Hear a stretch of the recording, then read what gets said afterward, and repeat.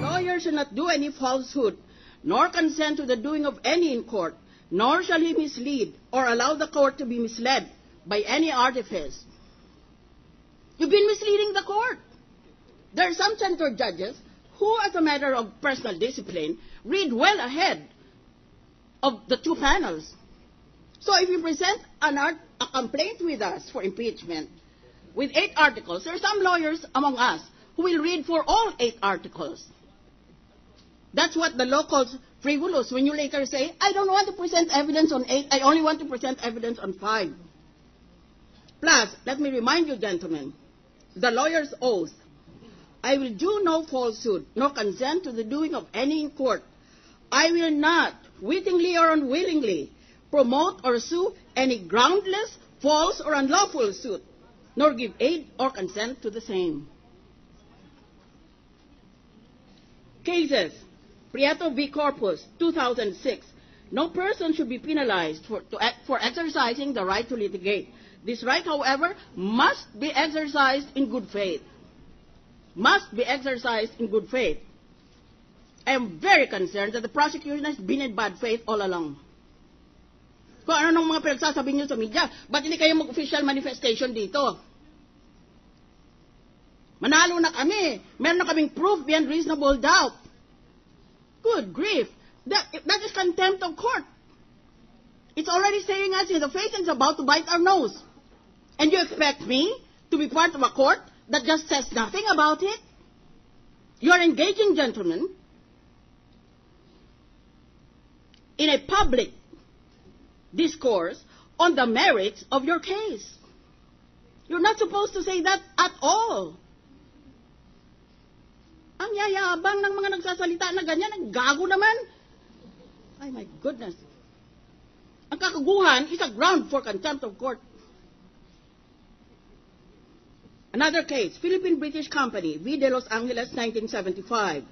By failing to substantiate his serious charges when called upon to do so, a lawyer may not only show his dubious motive, therefore, but the falsity of the charges as well, which merits disciplinary action against him. Eh, pero yung tatandaan na ninyo eh. Nilista kayo sa amin, nakarobe kami at lahat. We look like a convention of undertakers every day. Coming here in these robes, you're supposed to grant us full and high respect. You cannot give us a list and then after a few months say, oh, I'm sorry, but I decided to change this list. You can't do that to a court that you respect. Again, the Code of Personal Responsibility, Canon 12, a lawyer shall exert every effort and consider it his duty to assist in the speedy and efficient administration of justice. Case, Pepsi-Cola Products v. Court of Appeals, 1998. As officers of the court, lawyers have a responsibility to assist in the proper administration of justice. Hindi ito politika, gentlemen. We are not in politics, where you are free to hire character assassins and do all manner of dirty tricks. This is a quasi-judicial proceeding. Itigil na ninyo yan. Yun ang problema nyo eh. Mahilig kayo sa ganyan eh. You're very fond of the occult arts. As officers of the court, lawyers have a responsibility to assist the proper administration of justice.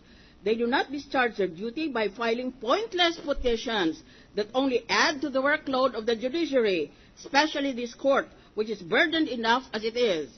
A judicial study of the fact and the law should advise them in a case such as this should not be permitted to be filed to merely clutter the already congested judicial dockets.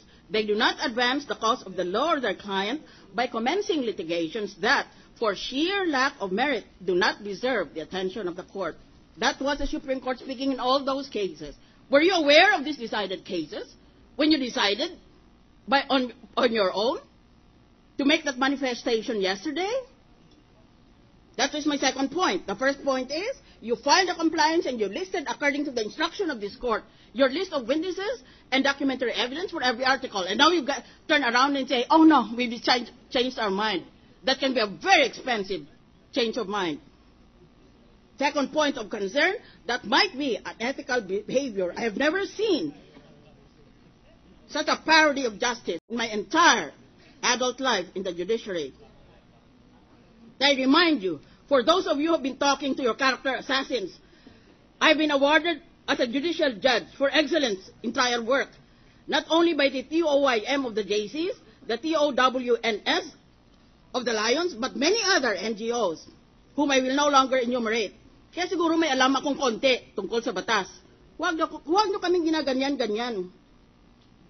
Last and most important, I will not be able to help it if the members of the impeachment court will engage in the judicial and legal presumption that evidence willfully suppressed would be adverse if produced.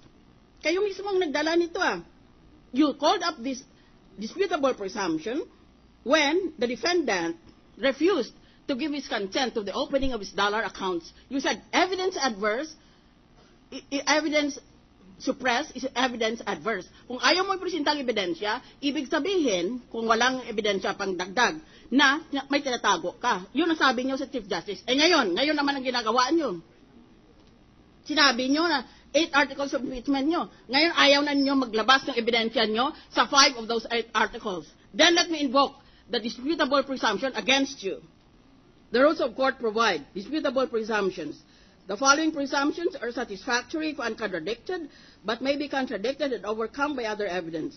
Letter E, that evidence willfully suppressed would be adverse if produced. Ngayon, ano kayang ibig sabihin ng teknikalidad na yan? In People v. Padrigone, 2002 case decided by the Supreme Court, the court said, this rule that evidence willfully suppressed would be adverse if produced does not apply if A, the evidence is at the disposal of both parties. Yung ebidensya ba ninyong nilista ninyo sa compliance ninyo ay pwede nyong ibigay doon sa defense? That is the only exception.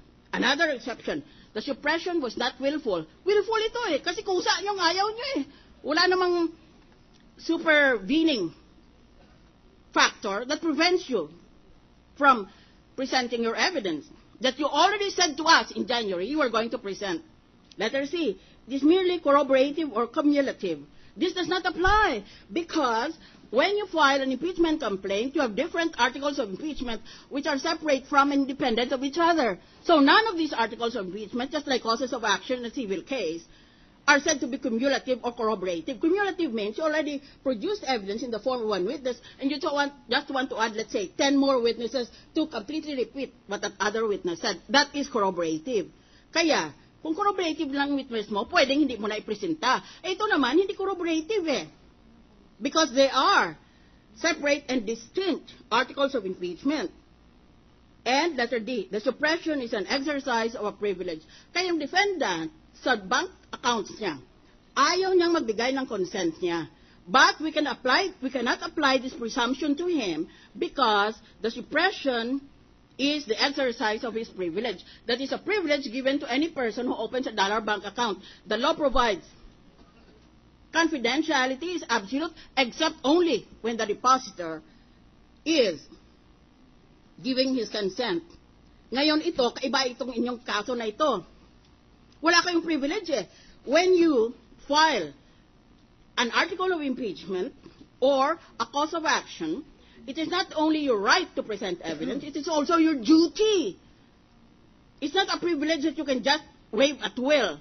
That is not what the law means by the suppression is the exercise of a privilege. You have no such privilege to bother the court.